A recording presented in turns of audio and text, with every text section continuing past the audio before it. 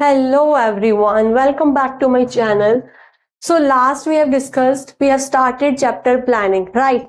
Now we are going to discuss some limitations of planning. पहले हमने features वगैरह discuss करे, importance डिस्कस करी, planning होता क्या है वो डिस्कस करा हमने. Now limitations क्या है, देखो हर चीज के फायदे तो नुकसान भी है कुछ, right? So very first is leads to rigidity. Rigidity मतलब कि अब देखो प्लान एक बार बन गया तो उसको बार बार चेंज करना इजी है क्या?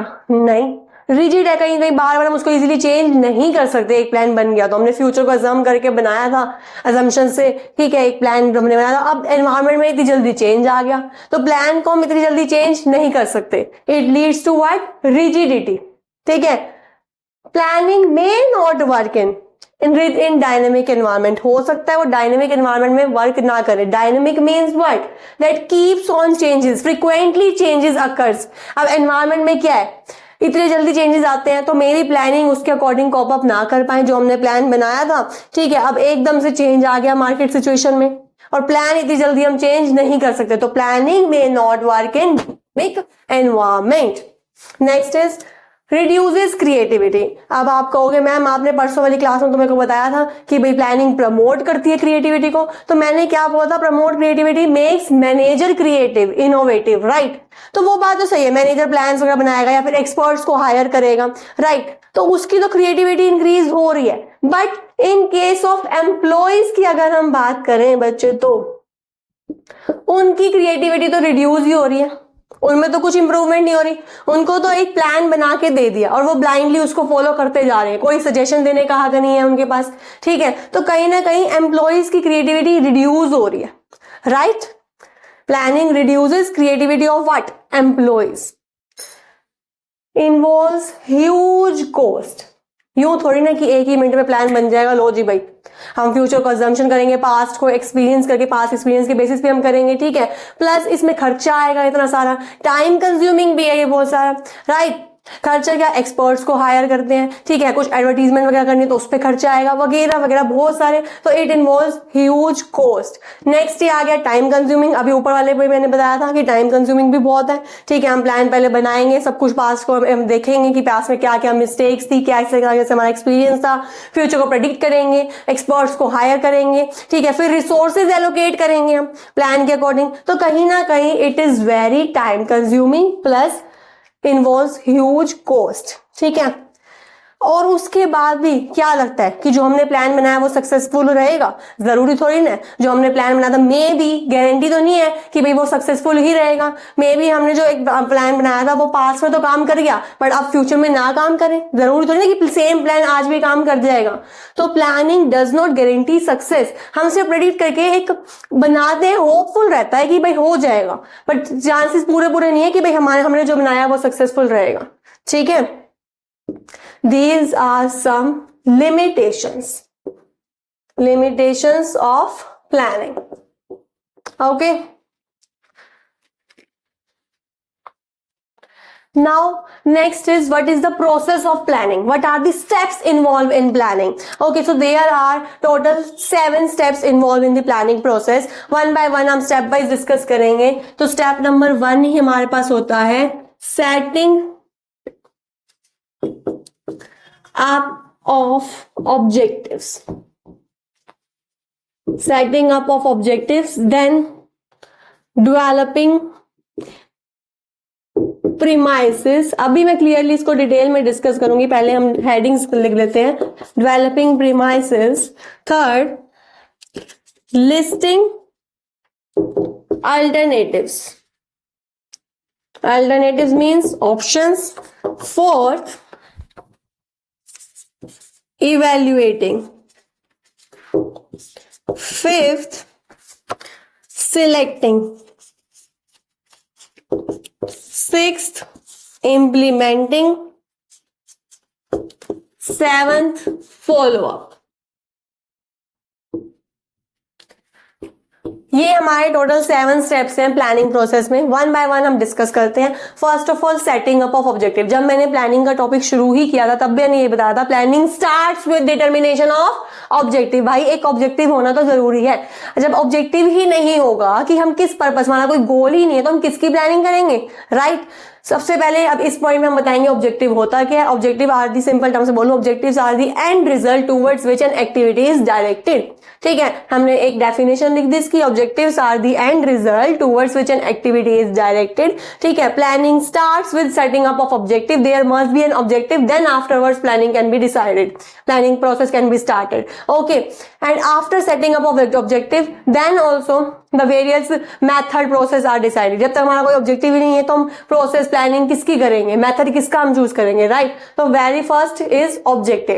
ठीक है, पहले हमने इसको डिफाइन कर दिया, ऑब्जेक्टिव होता क्या है, एक लाइन में हमने डिफाइन कर दिया, देन आफ्टरवर्ड्स हमने थोड़ा बहुत इसके बारे में बताया। ठीक है, कि प्लानिंग इसके बाद ही चलेगी, ऑब्जेक्टिव होगा तभी हमारे मेथड प्रोसेस डिसाइड हो पाएगा। ठीक है, 2-3 लाइन में हमने इसको डिफाइन कर दिया। देन उसके बाद हम बताएंगे कि एक ऑर्गेनाइजेशन में प्लानिंग हम जब कर रहे हैं तो ऑब्जेक्टिव होना कैसा चाहिए। Objective must be smart, SMART। Objective कैसा होना चाहिए, स्मार्ट होना चाहिए। S stands for specific, specific, simple. Okay, M stands for measurable, जिसको हम मेजर भी कर सके। A stands for achievable, A stands for achievable. R for relevant, ऐसी कोई बेतुका ऑब्जेक्टिव ना हो, रेलिवेंट हो। And T for time bound, T for time bound. तो हमारा जो ऑब्जेक्टिव होना चाहिए वो कैसा होना चाहिए, स्मार्ट होना चाहिए। इस वर्ड से आप याद कर लीजिए, S stands for specific, M for measurable, A for achievable, R for relevant and T for time bound. कोई टाइम पीरियड होना चाहिए कि इतने पीरियड का ही होगा ये, राइट। तो ये हमारा हो गया फर्स्ट पॉइंट क्लियर। ठीक है, सबसे पहले प्लानिंग स्टार्ट ही कब होगी, जब हमारा कोई ऑब्जेक्टिव होगा। फिर हमने ऑब्जेक्टिव की डेफिनेशन बता दी, 2-3 लाइन में डिटेल कर दिया, देन आफ्टरवर्ड्स हमने बता दिया ऑब्जेक्टिव कैसा होना चाहिए। क्लियर, बस बहुत है। सेकंड अब स्टेप आता है ऑब्जेक्टिव के बाद, developing premises. Premises basically means making future assumptions, assumptions related with future. Planning तो तभी होती है जब हम फ्यूचर को एजम प्रेडिक्ट करके चलते हैं, राइट। तो प्रीमाइसेस का मतलब कुछ भी नहीं है यहाँ पे, प्रीमाइसेस को हम डिफाइन कर देंगे, premises refers to assumptions regarding relating with future. Okay, clear है। ये हो गया हमारे पास developing premises. Premises are the base for planning. ठीक है, प्रीमाइसेस हमारा एक बेस है प्लानिंग के लिए। Next, third step, after developing premises we make list of various alternatives, various options की हम लिस्ट बनाते हैं। ठीक है, अब देखो बच्चे, एक ऑब्जेक्टिव को अचीव करने के बहुत सारे तरीके हैं, जरूरी तो नहीं सिर्फ एक ही वे है, बहुत सारे ऑप्शंस हमारे पास। तो उन ऑप्शंस की लिस्ट बनाना is the third step of planning process. Okay, example इसमें हम दे सकते हैं that if an objective of a firm is to increase 10% sales within a month, एक महीने में मुझे सेल्स को इंक्रीज करना है 10%। ठीक है, अब इसके अल्टरनेटिव्स की हम लिस्ट बनाना शुरू करें तो वेरियस अल्टरनेटिव्स, अपनी सेल को कोई कैसे इंक्रीज कर सकता है। फर्स्ट अल्टरनेटिव कह लो कि भाई डिस्काउंट प्रोवाइड करके, ठीक है, बाय 1 गेट 1 फ्री की स्कीम्स लेके, या फिर door to door service provide करके, या फिर अपने प्रोडक्ट में कुछ अपनी उसमें हमने कुछ और प्रोडक्ट डाल के। ठीक है, तो हम ये हमारी लिस्ट बन गई वेरियस अल्टरनेटिव्स की कि हम अपने कैसे सेल्स को इंक्रीज कर सकते हैं। थर्ड स्टेप में हम सिर्फ लिस्ट बनाते हैं उन सारे अल्टरनेटिव्स की। फोर्थ स्टेप में हम इवेल्युएट करते हैं। इवेल्युएट बेसिकली मींस चेकिंग दी अल्टरनेटिव्स, जितने भी हमने लिस्ट बनाई है। ठीक है, अब हमारे को कोई एक वो फॉलो करना पड़ेगा, तो हम इवेल्युएट करेंगे, हम चेक करेंगे positive effects, negative effects of all the alternatives we have listed above. ठीक है, जितने भी हमने लिस्ट बनाई थी अब उनके हम पॉजिटिव नेगेटिव इफेक्ट्स लिखेंगे। इवेल्युएशन में सिर्फ इतना ही होता है, पॉजिटिव नेगेटिव इफेक्ट्स लिखो, चेक करो। देन उसके बाद नेक्स्ट फिफ्थ स्टेप आता है हमारे पास सिलेक्टिंग मींस चूजिंग। हम उसमें से भी जो हमने इवेल्युएट करे जिनके पॉजिटिव नेगेटिव इफेक्ट्स हम लिख चुके हैं, अब हम उसमें से चूज करने की बारी आएगी। अब चूज तो हम कैसे भी कर सकते हैं, या तो उसमें से कोई एक उठा लिया या फिर वैसे 1-2 का मिक्सचर उठा के हमने लगा लिया। ठीक है, then next is selecting. Sixth step हमारे पास आता है इम्प्लीमेंटिंग दी प्लान। अब जो हमारे प्लान तो बन गए, हमने अल्टरनेटिव चूज कर लिया, हमारा प्लान तो बदला बन गया, क्या वो प्लान रफली पेपर पे लिखा रहेगा तो वो हो जाएगा? नहीं, उसे इंप्लीमेंट भी तो करना पड़ेगा, उसे हमें एक्शन में भी तो लेके आना पड़ेगा।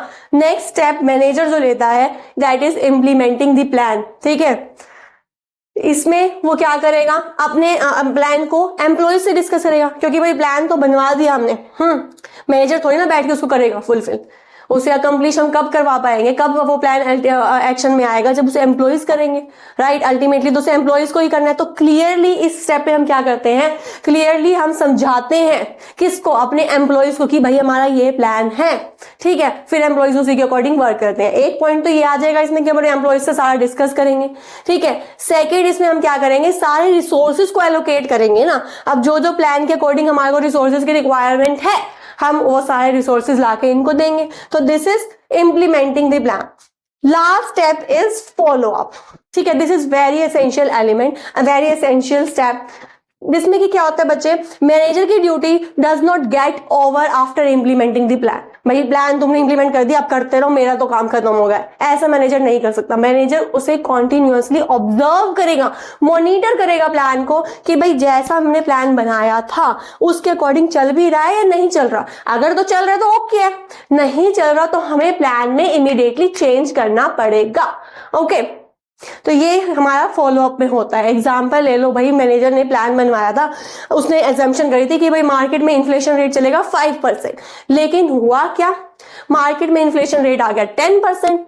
उसने तो 5 के अकॉर्डिंग प्लान बनाया था, अब उसे इमीडिएटली चेंज करना पड़ेगा अपने प्लान को। अब उससे पता कैसे चला, जब उसने अपने प्लान का फॉलो अप किया, मॉनिटर करा अपने प्लान को, तभी तो उसे पता चला। So these are 7 steps involve in the process of planning. Again एक बार जल्दी जल्दी से रिवाइज करते हैं। First of all, setting up of objective. Objective are the end result towards which any activity is directed, ठीक है। प्लानिंग तभी होगी जब कोई एक पर्टिकुलर ऑब्जेक्टिव, कोई हमारा गोल होगा, ठीक है। मैं कुछ भी एग्जांपल दे सकते हैं, हमारा ऑब्जेक्टिव ये है, हाँ। और ऑब्जेक्टिव कैसा होना चाहिए, स्मार्ट होना चाहिए, means specific, measurable, achievable, relevant, time bound होना चाहिए, ओके। नेक्स्ट स्टेप आता है ऑब्जेक्टिव के बाद, developing premises. Premises basically assumptions regarding future, premises base होते हैं प्लानिंग का, okay. Third, listing alternatives. Various alternatives की हम लिस्ट बनाएंगे, ठीक है। वेरियस ऑप्शंस की लिस्ट बनाएंगे कि हमारा जो ऑब्जेक्टिव है उसको हम किस किस तरीके से हम अचीव कर सकते हैं। नेक्स्ट हम इवेल्युएट करेंगे, अब उस अल्टरनेटिव्स की हम नेगेटिव और पॉजिटिव इफेक्ट्स लिखेंगे। फिर हम चूज करेंगे द बेस्ट, जो अल्टरनेटिव हमें लगेगा।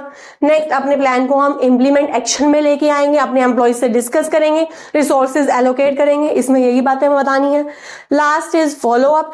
इसमें हम यही बताएंगे कि मैनेजर का वर्क इम्प्लीमेंटिंग के बाद खत्म नहीं होता था, उसे अपने प्लान को कॉन्टिन्यूअसली मॉनिटर करना पड़ता है, कि इन केस अगर चेंज आएंगे तो प्लान को भी हमें चेंज करना पड़ेगा, ठीक है। एग्जाम्पल आप इसमें इन्फ्लेशन रेट वाले दे सकते हैं, 5 और 10% वाला, या अपने अकॉर्डिंग जिस बुक में आपको जो सही लगे ले सकते हैं, okay. So these are some process of planning.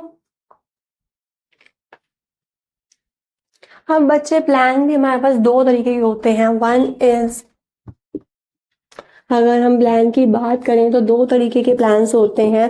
One is single use plan, ठीक है। Another one is standing plan.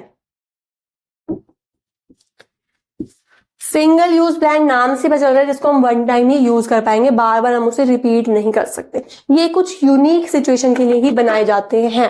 These are single use plan, one time ही यूज कर सकते हैं हम, जिसको रिपीट नहीं कर सकते, ठीक है। अदरवाइज स्टैंडिंग प्लान, जिसको हम रिपीट कर सकते हैं over and over, again and again हम इसको रिपीट कर सकते हैं। तो ये 2 कैटेगरीज है प्लान की। सिंगल यूज जो स्पेसिफिक सिचुएशंस में, यूनिक सिचुएशंस में बनाए जाते हैं, और स्टैंडिंग प्लान जो रिपीट करे जा सकते हैं, ओके। नाउ बच्चे, मैंने अभी 2 मेन प्लान्स बनाए, बताया आपको, सिंगल यूज और स्टैंडिंग प्लान होता है, राइट। उसके बाद मैनेजर ने उनको भी कैटेगराइज कर दिया 8 कैटेगरी में, okay. First of all objective. Objective बच्चे ना ही सिंगल यूज है ना ही स्टैंडिंग प्लान है, ओके। सो ऑब्जेक्टिव जो हमने प्रोसेस में भी डिस्कस किया था, ऑब्जेक्टिव होता क्या है पहले डिफाइन कर दो। Are the end result towards which an activity is directed, towards business activity is directed, okay. फिर उसके बाद objective must be smart. Smart को हम पूरा डिफाइन कर देंगे कि कैसा ऑब्जेक्टिव होना चाहिए, ठीक है। रेलिवेंट होना चाहिए, specific, measurable, achievable, relevant and time bound होना चाहिए, ओके। फिर हमारे को ऑब्जेक्टिव के फीचर्स, अब जैसे ये क्वेश्चन आ जाए हमारे पास कि बताओ कौन सा प्लान इसमें लग रहा है, इस क्वेश्चन में केस स्टडी फॉर्म में आ गया, ठीक है। तो इन केस हम क्या करेंगे, सबसे पहले सब बस एक ही प्लान का आया तो हम ऑब्जेक्टिव को डिफाइन करेंगे, ठीक है। फिर कैसा होना चाहिए वो बताएंगे। उसके बाद हम इसके कुछ फीचर्स, एग्जाम्पल है तो एग्जाम्पल दे दो, कुछ भी आप एग्जाम्पल लिख सकते हैं कि कंपनी का ऑब्जेक्टिव इतना है, ठीक है। उसके बाद हम इसके फीचर्स बता देंगे। अब एक ऑब्जेक्टिव के क्या क्या फीचर्स होने चाहिए। Objective tell us what is to be done, कि क्या करना है, यही तो हमारे को ऑब्जेक्टिव बताता है, what is to be done.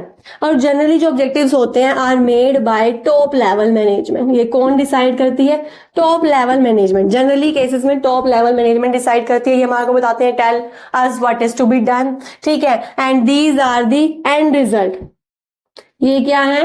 And result है। और भी कोई फीचर हो तो आप इसमें अपना एड ऑन कर सकते हैं। ओके, नाउ ऑब्जेक्टिव के बाद नेक्स्ट प्लान जो हमारे पास आता है दैट इज स्ट्रेटेजी। स्ट्रेटेजी भी नाइदर सिंगल यूज प्लान है नॉर ये हमारा स्टैंडिंग प्लान है। ओके, तो स्ट्रेटेजी होता क्या है सबसे पहले हम डिफाइन कर देंगे। Strategy is a comprehensive plan to achieve organisational objective. ये एक कॉम्प्रिहेंसिव प्लान है ऑर्गेनाइजेशनल ऑब्जेक्टिव को अचीव करने का, और ये जनरली हम बनाते हैं लॉन्ग टर्म के लिए। ओके, इसकी डायमेंशंस की बात कर दो। नेक्स्ट एग्जाम्पल दे सकते हैं आप कुछ भी, ठीक है, कि भाई एक हमारा ऑब्जेक्टिव को अचीव करने का हमने ये स्ट्रेटेजी बनाई है, ठीक है। देन डायमेंशंस में हम बता देंगे determining long term objective. Main इसका पर्पस ही क्या होता है, जब हमें लॉन्ग टर्म के लिए चाहिए होता है, ठीक है, ये हेल्प करती है डिटरमाइन करने में लॉन्ग टर्म ऑब्जेक्टिव्स को। Okay, next allocating resources for achieving that objective. जो हमने ऑब्जेक्टिव डिसाइड करा है उसे अचीव करने के लिए कुछ रिसोर्सेज भी लगेंगे, तो ये कहीं ना कहीं उसमें भी हेल्प करती है, ठीक है। 1 मार्क में हमारी डेफिनेशन होगी, फिर हमने डायमेंशन बता दी। थर्ड हम इसका कुछ फीचर्स बता सकते हैं, एग्जांपल दे सकते हैं। फीचर्स में बता दो it is a blueprint of business, की बिजनेस कैसे कैसे चलेगा, तो एक ब्लूप्रिंट का काम करता है ये, ठीक है। क्वेश्चन में बन के आ सकता है केस स्टडी में, ठीक है। It act as a blueprint, which plan is this, ठीक है। then we can say that with it is strategy। okay, second is influenced by business environment. ये बनता ही किससे है? बिजनेस एनवायरमेंट को चेकआउट करके, right. So this is strategy. Now next हमारे पास आता है पॉलिसी। पॉलिसी क्या है बच्चे? इज अ वर्बल, रिटन और इम्प्लाइड। वर्बल भी कह सकते हैं हम इसको, रिटन भी कह सकते हैं, इम्प्लाइड फॉर्म में भी होती है। ये overall guide setting up boundaries, एक तरह से क्या है? गाइड है जो setting up the boundaries in which managerial action take place, जिसमें मैनेजरियल एक्शन लिया जाएगा।